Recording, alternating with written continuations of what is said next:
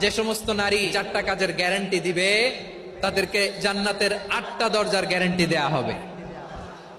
কি 4টা কাজ? 1 নাম্বার, আল মারআতু ইযা সাল্লাত খামসাহা, যে নারী 5 ওয়াক্ত নামাজ পড়ে। কি করে?